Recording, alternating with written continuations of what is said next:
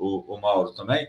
Só umas observações que eu notei aqui quando você estava falando. Você falou do Santos, eu concordo com a tua opinião sobre o Santos, e vale lembrar ao torcedor que provavelmente, independente se o goleiro do Flamengo titular for o Santos, for o Matheus Cunha, ou foi o Rossi quando ele chegar, acostume-se a ver o goleiro do Flamengo muitas vezes mais adiantado, porque é pedido do treinador, não é nem opção do técnico.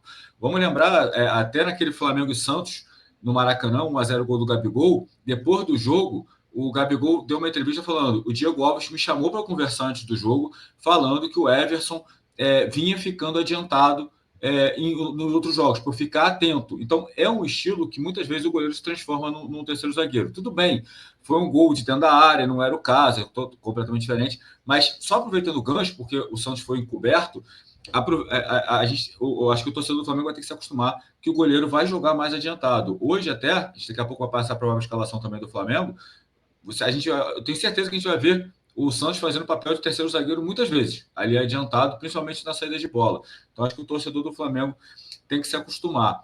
E outro ponto que eu queria tocar também, né, Mauro? Se você quiser, pode falar do Santos também, sobre o goleiro adiantado com o Sampaoli, mas é um recado para a torcida do Flamengo, né? Que eu já falei, acho que é a quarta vez que eu repeti isso. Gabriel, Barbosa e Pedro jogam no Flamengo. Eu acho que é um grande erro do torcedor, cada um pode se manifestar da maneira que quiser, querer rivalizar os dois. Então, enfim, eu acho que uma coisa é você ter sua preferência e vai falar. Eu acho que é justo, por exemplo, falar: acho que o Gabriel está merecendo o banco. Ok, é opinião válida. Agora, torcedor, acho que ficar diminuindo o Gabriel em detrimento do Pedro ou vice-versa, porque eu já vi gente falar também: o Pedro fica muito parado, pegando coisas que o Pedro não faz para tentar justificar que o Gabriel continue. Cara, os dois jogam no teu time, e eu acho que independente do que jogar, são baita jogadores. O Gabriel não está passando uma fase boa. Então, um recado só para o torcedor do Flamengo, né? Lembre-se, eles não são rivais, eles são companheiros. Mauro, se quiser falar sobre isso, sobre o Santos. No caso do Santos, eu acho que tem uma diferença. Esse lance do gol do Santos, do gol do Maurício, como eu falei, tinha 7 jogadores na área do Flamengo, o Inter estava atacando, o Flamengo estava se defendendo. Tinha 7 jogadores do Flamengo na área. O chute do Gabigol, o chute fora da área, a marcação está próxima, e o Santos está quase o Everson está quase no risco da pequena área. O Everson estava, de fato, adiantado, e eu acho que até sem tanta necessidade, porque uma coisa é quando o goleiro joga como terceiro zagueiro, como você falou, para participar da partida com os pés, e o time está atacando, ou para ele sair e fazer até uma cobertura. A bola que é esticada, ele sai, antes que o atacante adversário tenha um controle, ele domina e toca, ou ele dá um chutão para longe para afastar o perigo. Ele não pode ficar plantado na área, ele tem que ficar na intermediária atento. Se o camarada pegar a bola lá do meio campo e meter dentro do gol, você fala: pô, o goleiro tem que jogar adiantado, o cara fez um golaço. Acontece. Mas não foi o caso. O Santos, acho que ele estava na posição certa, e você tinha 7 homens ali na marcação, e o Maurício fez um negócio improvável.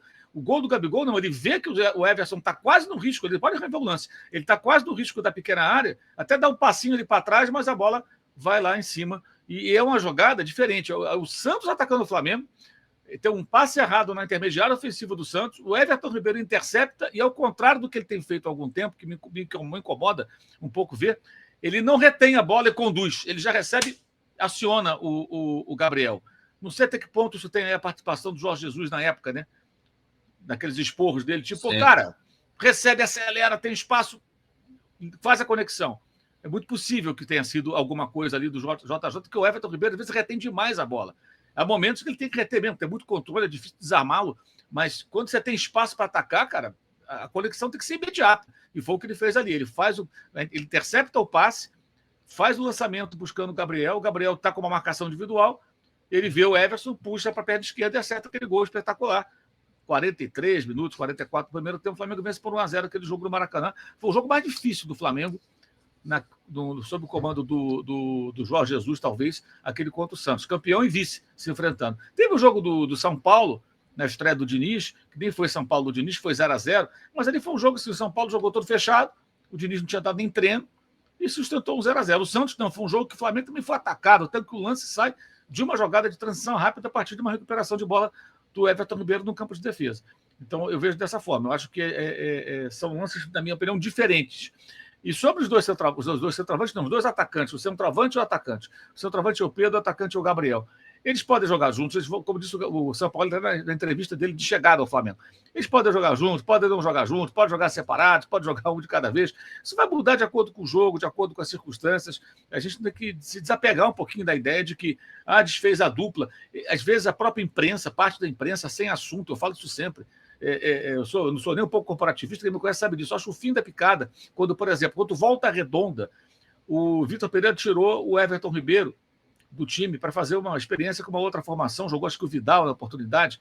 Ele quebrou o quarteto, desmanchou o quarteto. Que se dane se desmanchou o quarteto, meu amigo. Pô, ele tem que desmanchar quem tiver que desmanchar. Desfez a dupla. Vem cá, quem disse que ele nunca mais vai escalar os dois juntos? Ele tirou um, botou o outro, revezou. Mas você criticou o Mário Jorge porque deixou o Pedro de fora. Sim, pelo argumento que ele apresentou, que eu achei tacanho. Estudei o Coritiba. O Coritiba você vai jogar como contra o Coritiba? É um dos times mais fracos do campeonato. Eu falei semana passada, a derrota em casa do Fortaleza mostrou isso. Trocou de técnico, tomou 3-0. Você vai ter o Pedro dentro da área, vai ter gol. Ele jogou 15 minutos e fez o dele. Então, acho que aí é uma outra situação. Eu acho que o torcedor, às vezes, fica... É Flamengo, né? Fica procurando pelo em ovo e embarcando, às vezes, em debates vazios de parte da mídia esportiva. Isso não é assunto para debater. Ele tirou o Pedro. Tirou. Outro jogo ele vai jogar. O que eu falo sempre, não tem Zico no Flamengo. O único que não saía nunca era o Zico, só machucado. Fora isso, ou então se tivesse lá 5-0, tira o Zico para descansar um pouquinho, poderia ser. Mas não tem Zico no Flamengo, então todo mundo pode sair. Em algum momento, qualquer jogador do Flamengo pode sair. Não existe intocável. Eu penso assim, não está bem, de repente, houve com a Arrascaeta contra o Vasco. Vai na Arrascaeta. O cara estava se arrastando em campo. Entrou o Matheus França. Pô, sofreu o pênalti e quase fez um gol. O Flamengo venceu o jogo. Com a entrada do jogador que veio da base ali, que veio do banco. O técnico está vendo o cara treinar. Sabe que o garoto está pronto ali, que pode entregar mais. Pô, mas o Arrasca joga mais que o Matheus França, né? Claro que joga.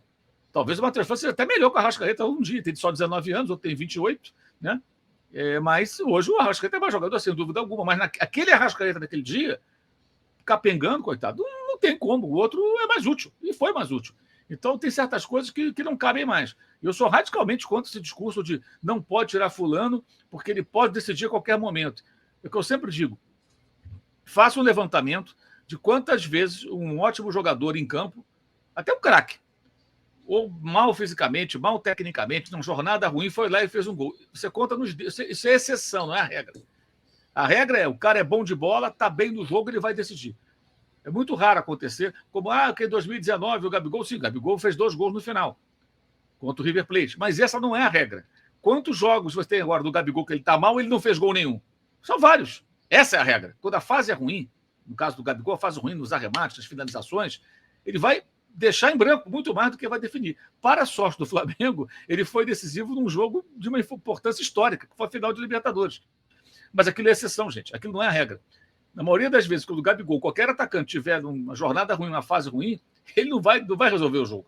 Então, às vezes, o cara que está no banco está mais pronto ali, descansado, para oferecer mais. Eles vão jogar juntos, vão jogar separados. Acho que hoje devem jogar os dois pelas circunstâncias da partida. Já no fim de semana com o Botafogo, eu não sei qual vai ser a estratégia dele. O Botafogo está jogando com pouca posse de bola.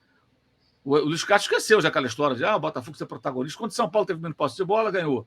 Num jogo parecido com o Flamengo e Inter. O São Paulo está pertinho de fazer o gol e tomou o gol. Isso é até injusto, porque o São Paulo não merecia perder aquele jogo. E agora, contra o Bahia, de novo, menos posse de bola, então ganhou o jogo de novo, fora de casa. Então vai ser um jogo que o Botafogo vai jogar no Maracanã, com menos bolas, esperando o Flamengo. Ele vai com o Gabigol, ele vai abrir o jogo com, de repente, um Cebolinha. Como é que vai ser? A gente vai saber, mas antes tem um jogo de hoje, evidentemente. Talvez não joguem os dois jogos.